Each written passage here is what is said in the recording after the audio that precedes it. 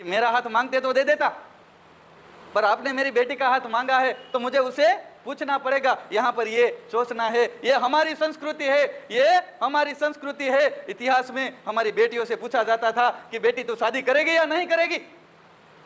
ये हमारी संस्कृति नहीं है आंखें बंद करके बेटी को किसी के हाथ में सौंप देना। रक्तपात के बाद जब सारे मर्द खत्म हो जाते हैं तब उस बौद्ध राष्ट्र की महिलाएं हथियार लेकर मैदान में उतर जाती है।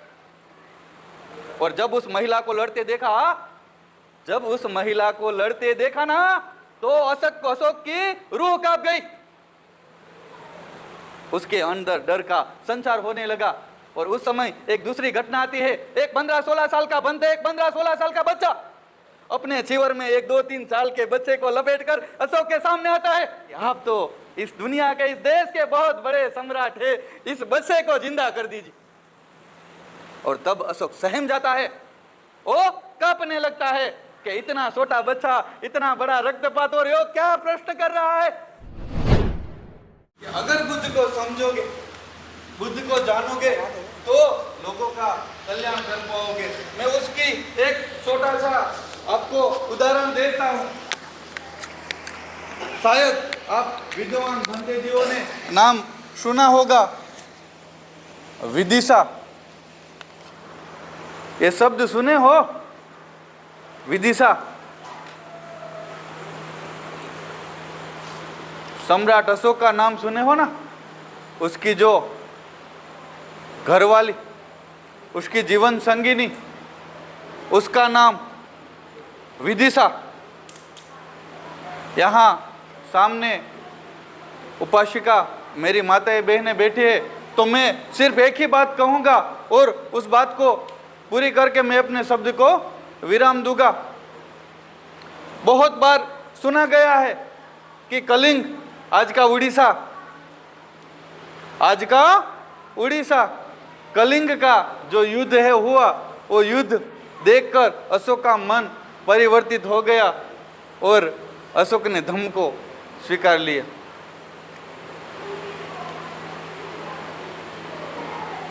एक बात मैं पूछना चाहता हूं, जिसने अपने 99 भाइयों को कत्ल करते वक्त उसका मन डगमगाया नहीं, वो आदमी किसी गिरोह का खून करते डगमगाएगा क्या?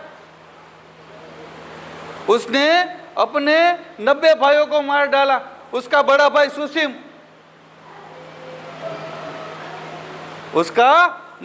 सुसीम, जिसकी बीबी गर्भवती थी, प्रेग्नेंट थी, उसे भी मारने वाला था। जो अपने सगे भाई की प्रेग्नेंट बीबी को मारने की कोशिश कर सकता है, उसका मन क्या किसी गैरों का कत्ल करने से परिवर्तित हो सकता है क्या?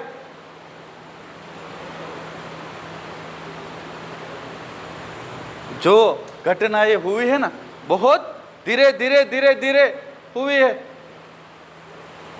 सम्राट अशोक के बारे में आप पढ़ोगे, मज्जी निकाय में उसका उल्लेख है, अंगुत्तर निकाय में भी आपको 35वें भाग में मिलेगा उसका उल्लेख।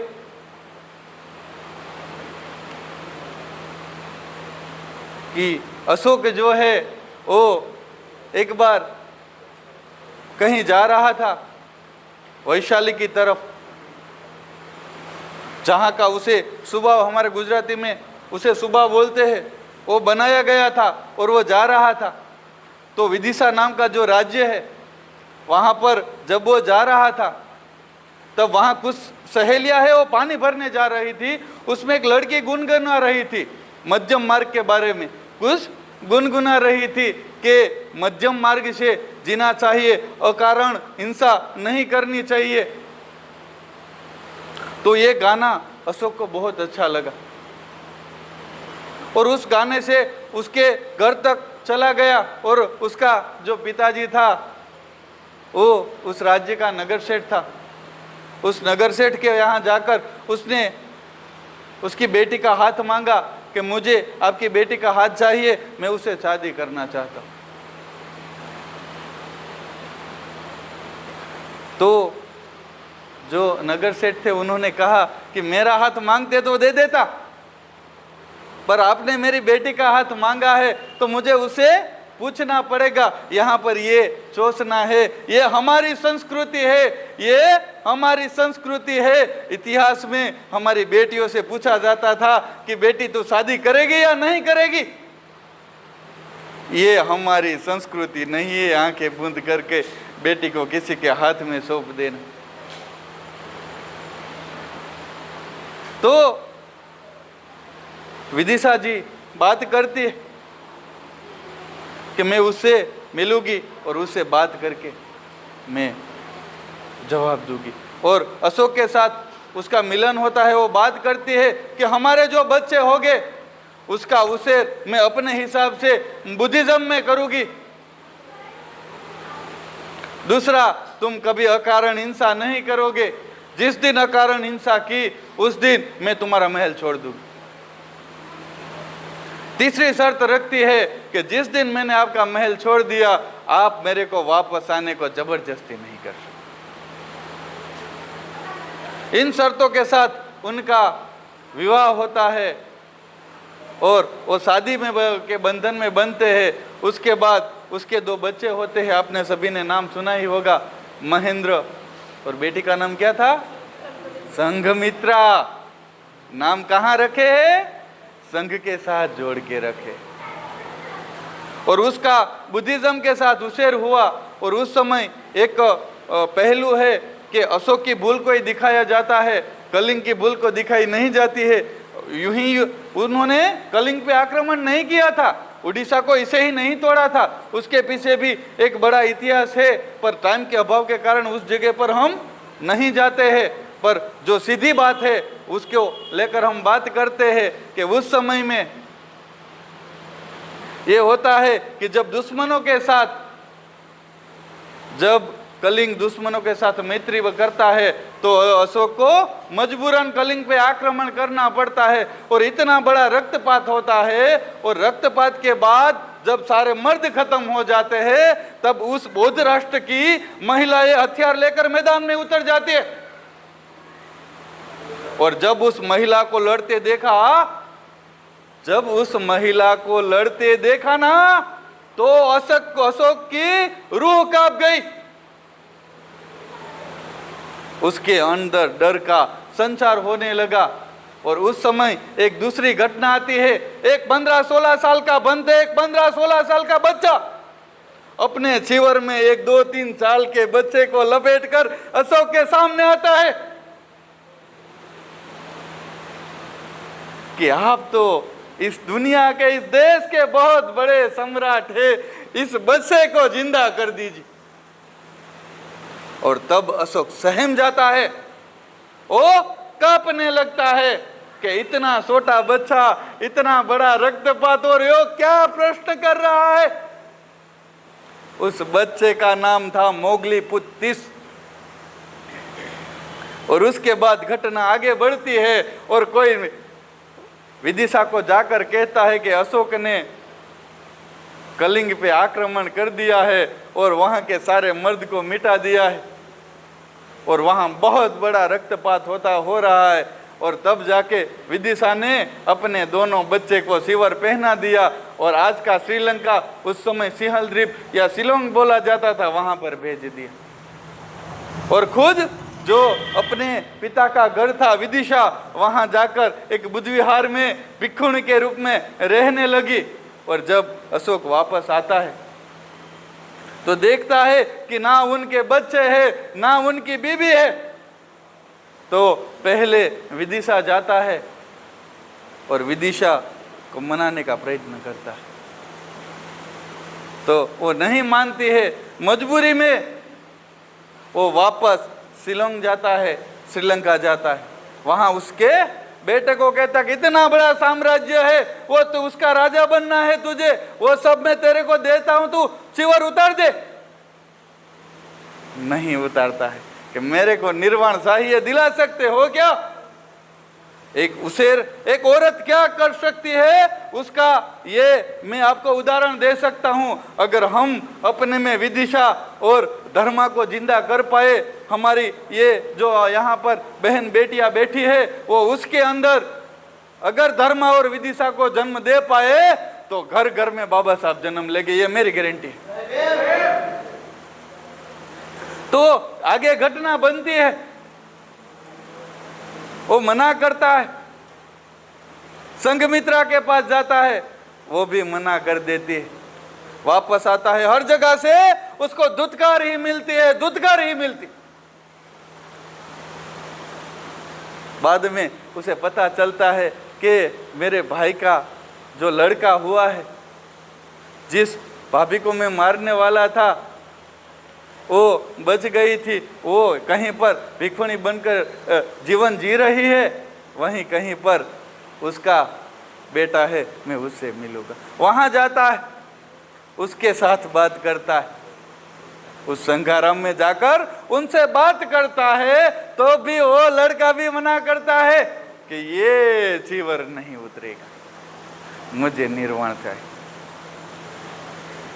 हर तरफ से धुतकार मिलती है, इतना बड़ा महल है, वो अशोक को काटने को दौड़ता, बहुत बेचैन, हर तरफ से धुतकार। बाद में उसे पता चलता है कि कलिंग के मैदान में मेरे को एक लड़का मिला था, बहुत छोटी उम्र का, उसके अंदर अदम्य साहस और उसकी जो चेहरे की रौनक थी, मैं उसके पास जाऊंगा। और तब जाकर मोगली पुत्तिस से मिलते हैं, और मोगली पुत्तिस उसको धम्म का ज्ञान देते हैं, मूल धम्म की तरफ वापस जाने को बात करते हैं कि जो परिद्रावक था उसे बुद्धिस्ट बनाते हैं, मूल बुद्धिस्ट बुद्ध धर्म।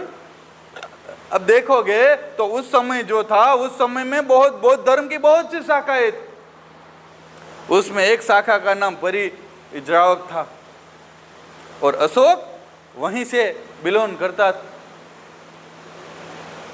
और वहां जाकर मोगली पुत्तिस उसे धम्म का ज्ञान देते हैं, और वो उसे समझाते हैं कि अकारण हिंसा नहीं करना चाहिए। एक मैं बात करता हूँ कि बहुत लोग बोलते कि भाई अभी तो हम बुद्धिस्ट हो गए हैं, हमें हथियार नहीं उठाना चाहिए। तो वहाँ पर मैं, आप शायद आप लोगों में से कुछ लोग होंगे जो बनते बोधि धर्म को जानते होंगे, जानते हैं बनते जी बोधि धर्मन। ये दुर्भाग्य की बात है कि बनते बोधि धर्मन को हम नहीं जानते। अगर बोधि धर्मन को जानते होते तो आज हमारे देश का जो कल्चर था वो दूसरे देश की पहचान नहीं बन सकता था।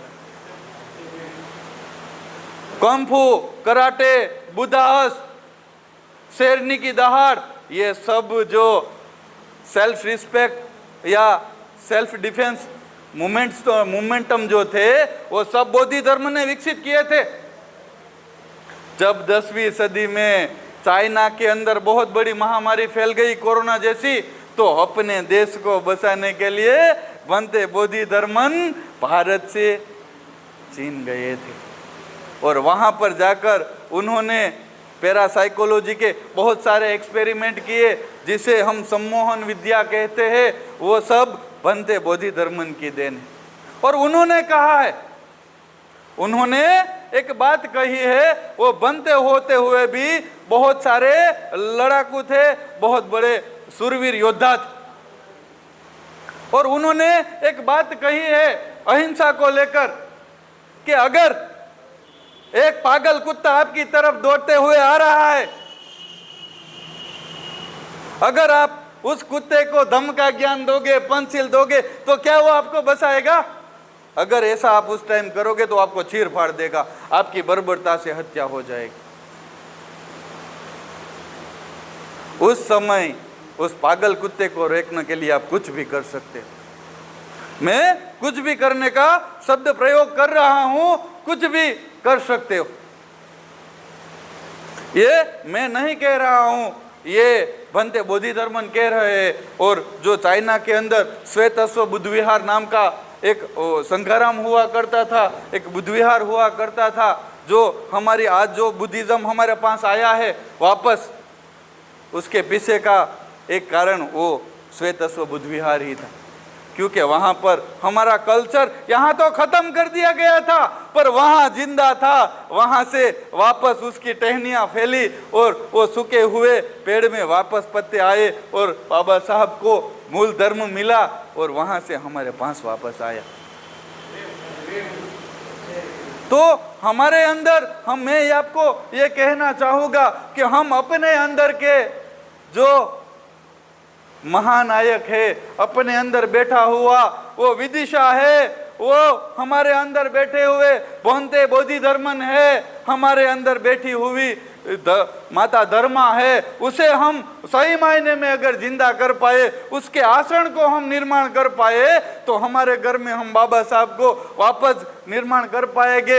हमारे अंदर जो बदिया है, समाज के अंदर जो 22 बर्बादी की जड़ें है, समाज में जो दरिद्रता है, समाज में जो यासक की भावनाएं है, जो हम राजा थे, राजा में से रंग हुए, उसे वापस राजा बनाना है, तो हमें हमारे अंदर उसे जिंदा रखना हो। बस यही बात मैं आपको कहकर अपने शब्द को विराम देता हूं। जय भीम, नमो बुद्धाय।